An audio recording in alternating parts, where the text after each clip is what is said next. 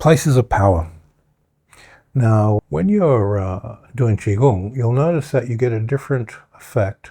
Like I'm in a hotel room here, and in this hotel, it's a concrete building, and if I vital breathe in here, I'm the strongest vital energy source in the room.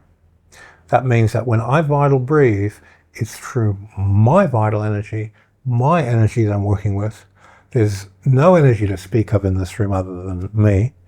And I have to either pull vital from the Akasha, which isn't specifically this room, or go to a place where there's more power. Now, a beginner, it's not the best place to practice is at home. Now, there's the comfort and you can intellectually think how to do, what to do, get the basic feelings, but as soon as you have them and you're standing building the ball, go to the forest. Go to a place of power. Now, you've got to be in a place where the trees around you are far more powerful than you. The vital energy around you is far more powerful than you. You're not the alpha. You're just this forest is 100 times more powerful than I am. So what does that mean? The moment you open yourself to the forest, that power passes through you. So going to a place of power to learn to interact with nature and vital energy and pour breathe, the growth rate training at home, growth rate training in a forest. Big difference.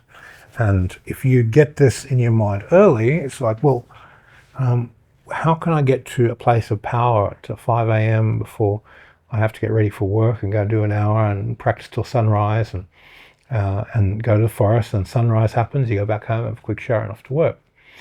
You have to discipline yourself to do that if you want to get good quickly. You'll also notice that activity, early morning activity of doing that, will power you up in such a way that you have a very productive workday. You'll get more done by putting that extra hour in the morning. And going to bed 1 hour earlier to do that, you look at what you do in the evening. Was it TV? You know, where's the time spent? You usually can cut off 1 hour at night and then add 1 hour in the morning easily, because that time at night, most people waste it. The time in the morning, very valuable. So this speeding up of your relationship to energy work happens incredibly well when you can do this. So the basic rules: make sure it's a place where the energy is green and powerful and misty in the mornings. Make sure that it's got more power than you. You're not going to walk into your backyard and there's a bit of morning dew on the grass. The energy's there and you're pulling it from the ground in nature, but it's not like being in a forest where the mists are there. So try to get to a powerful forest. And before sunrise is the best. So we have a time of day that you're going to be powered up. You're going to have a location, which is going to power you up. And then you're going to have an attitude, which is going to power you up. And that attitude needs to be an attitude of, I love this. This is so much fun. It's sort of like your playtime where your mental body expands and you're enjoying what you're doing. You're like an excited kid to do it. When you go into this personality profile, the excited kid when you practice, the spirit is out, it's learning, it's growing, it's evolving. The neurogenesis in your brain is going crazy. It's happening. But if I'm disciplined, I'm going to do this every morning, and you contract it, stay in bed. It's give you a bit of physical benefit, but it's not really there. You're better off going on a morning hike if you're going to do it with willpower than just do standing practice in the forest. So hiking through the forest with will and having new experience for the fire person, adventurer, that'll give you more benefit, I think, than doing the tree qigong exercise willfully.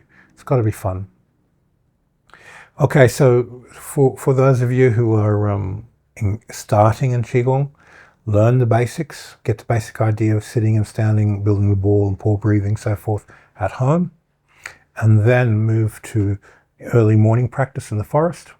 And then once you get good at early morning practice in the forest, start doing the tree exercise, the tree qigong, interacting with the trees. Do that with every tree in the area you normally go to until you walk in. The whole forest says good morning to you. All those trees have a subconscious energetic relationship to you.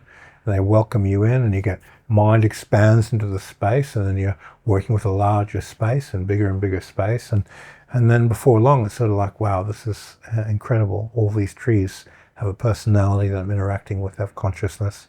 Everything's living mind. The universe is living mind. And now you're understanding how to practice Qigong. Okay, thanks for your time.